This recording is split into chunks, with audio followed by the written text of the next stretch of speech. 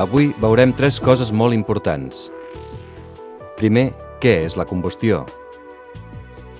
Segon, com són els combustibles? I tercer, quines en són les conseqüències? Però comencem amb una mica d'ordre. Dient que la combustió és la reacció química de l'oxigen amb una substància, el combustible, que passa amb rapidesa desprenent energia en forma de llum i calor. Ho hem dit de manera molt sintèticament. El foc és una cosa que tots coneixem, perquè sabem que quan una cosa crema acostuma a fer-ho de manera ràpida, amb flama o brasa. Però vegem-ho d'una manera més tècnica. Recordant que per a que es produeixi la combustió és necessari que s'arribi a un cert nivell d'energia, anomenada energia d'activació. Vegem una altra cosa més senzilla. Tenim un combustible i l'oxigen de l'aire que ens rodeja. Però no passa res, perquè estem a temperatura ambient. Però si elevem la temperatura, es produeix la combustió.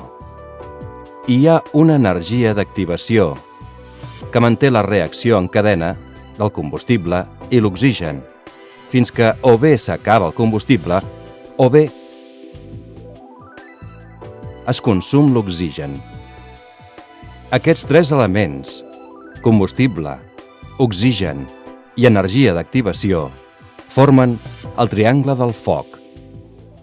Sí, el foc necessita els 3 elements. Si en falta un, no hi ha combustió. I precisament eliminar un dels elements és la clau per lluitar contra el foc. Per això sabem que el foc s'acaba si s'acaba el combustible, o si la proporció d'oxigen a l'aire cau per sota del 14%, o si el combustible es refreda per sota del punt d'ignició. Però no hi ha un únic tipus de combustió, sinó 4. La combustió normal, l'autocombustió, la no automantenible i l'explosiva. Anomenem autocombustió a la que es produeix espontàniament quan la temperatura ambient subministra suficient energia d'activació, com passa amb la palla, el greix o el carbó, que provoquen la reacció espontània d'aquests combustibles amb l'oxigen de l'aire, si la calor produïda en aquesta reacció no es dissipa. Contràriament, són combustions no automantenibles en el cas de combustibles que cremen sense alliberar la calor necessària per mantenir la combustió i que necessiten la presència constant d'una font externa d'ebullició, com és el cas del PVC. Per últim, es produeix combustió explosiva quan es produeix quasi instantàniament la combustió de combustible i oxigen, fet que dóna lloc a una explosió. És a dir, acompanyada per una ona de pressió de característiques destructives i de diferent grau segons quina sigui la velocitat del front de flama i de l'ona de pressió que va en ordre creixent de deflagració a detonació. Bé, hem parlat del triangle del foc, format pels seus 3 elements: combustible, oxigen i energia d'activació. Hem vist les 4 classes de combustió: la normal, l'autocombustió, la no automantenible i l'explosiva. Ara ens hem d'aturar als combustibles. Els combustibles són aquelles substàncies capaces de combinar-se amb l'oxigen en una reacció ràpida i exotèrmica, que poden presentar-se en 3 estats diferents: sòlid, líquid i gasós. És a dir, en els 3 estats en els quals es presenta la matèria. Però sigui quina sigui la forma que tinguin les substàncies, per poder cremar, el combustible ha d'estar en forma de vapor, de gas, amb la suficient concentració perquè amb el contacte amb un centre d'ignició s'inflami i produeixi calor suficient perquè continuï desprenent-se el vapor necessari per mantenir la reacció fins que es produeixi l'esgotament de l'oxigen o del combustible. Tot això pot semblar complex, però n'hi ha prou amb què ens fixem en el que fem per encendre un encenedor de gas com aquest, ja que només és necessària una lleugera pressió aquí per deixar sortir el gas a l'atmosfera fins que fem girar la roda sobre la pedra perquè salti la guspira, s'elevi la temperatura i provoqui la combustió del gas amb l'oxigen de l'aire, que es manté mentre tinguem oberta la sortida del gas. Si l'encenedor fos de gasolina, necessitaríem una metxa prou àmplia per a què es desprenguessin vapors de la gasolina emmagatzemada i la resta del procés seria semblant. N'hi hauria prou en fer saltar la guspira per provocar la ignició. I la combustió es mantindria fins que no es separéssim el combustible de l'oxigen de l'aire tancant la tapa de l'encenedor. Amb un combustible sòlid, com és la fusta d'aquest llumí, el procés sembla diferent, però és el mateix. Per començar, rasquem el cap del llumí, mentre l'allunyem de nosaltres, amb la banda química que hi ha en un lateral de la capsa de llumins, provocant que es produeixi la ignició de la substància que impregna el cap del llumí. Això provoca la combustió de la fusta amb l'oxigen de l'aire, i aquesta combustió es manté mentre dura el combustible o es refreda el focus d'ignició amb aire fred. Així que ja hem vist, amb ajuda d'uns elements tan quotidians com són els encenedors i els llumins, com comença, es manté i acaba el procés de combustió en els 3 tipus de combustibles: gasos, líquids i sòlids. Ara hem de passar a conèixer les 3 principals propietats de tots els combustibles: temperatura, concentració i energia. Quant a temperatura, els combustibles es diferencien pel punt d'inflamació i el punt d'autoignició.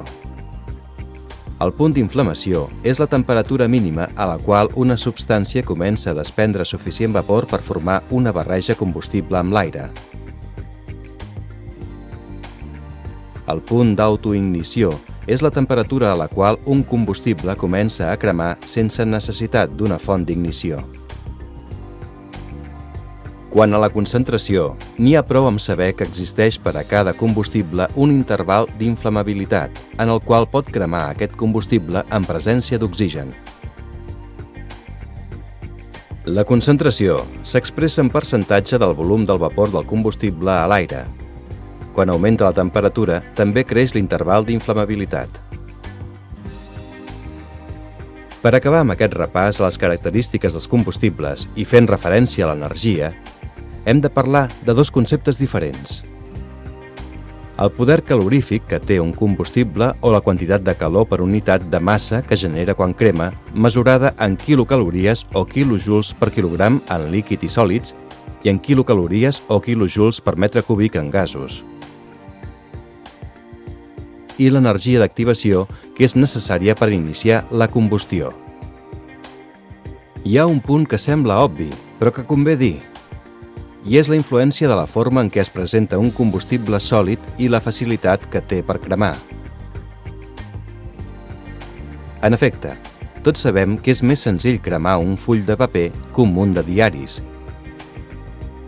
que crema amb més facilitat una estella que un tronc. D'això, podem precisar que els combustibles sòlids, quan més dividits estiguin, major superfície de contacte presenten amb l'oxigen i cremaran més ràpidament. La humitat influeix també en el comportament dels combustibles sòlids, ja que com més elevat és el grau d'humitat, cremen amb més dificultat. Ja hem vist què és la combustió i tenim força coneixements sobre els combustibles. Només ens queda parlar sobre les conseqüències del foc en les persones. 3 tipus de danys que van des dels produïts pels fums i gasos de combustió, els que causa la calor generada en la combustió i els que produeixen les flames. En el primer grup, el dels danys produïts pels fums i els gasos de combustió, tenim una àmplia escala que va de la somnolència al mareig, la desorientació, els dolors intestinals, la pèrdua de coneixement, la irritació d'ulls i vies respiratòries i arriba fins a l'asfíxia i la intoxicació en els diferents graus. La calor del foc pot ser causa de deshidratació, esgotament i bloqueig de les vies respiratòries. L'últim gran risc és en les flames, que poden produir danys en objectes i instal·lacions, cremant-los totalment o de manera parcial, i suposa un gran risc per les cremades de diferent grau que poden causar en les persones afectades per les flames. Tot el que hem vist avui sobre la combustió, els combustibles i les conseqüències del foc són els elements imprescindibles per comprendre millor com actua el foc i com podem evitar-lo. Perquè la millor defensa és conèixer a fons el risc i d'aquesta manera poder-lo evitar o com a mínim reduir-ne les conseqüències. Creiem que ha quedat clar el nostre missatge, però si queda algun dubte o no hem sabut explicar alguna cosa, els recordem que compten amb la col·laboració, ara i sempre, dels nostres monitors. Ells segur que sempre els respondran de manera totalment satisfactòria. A tots, el nostre més sincer agraïment per voler conèixer i evitar el risc.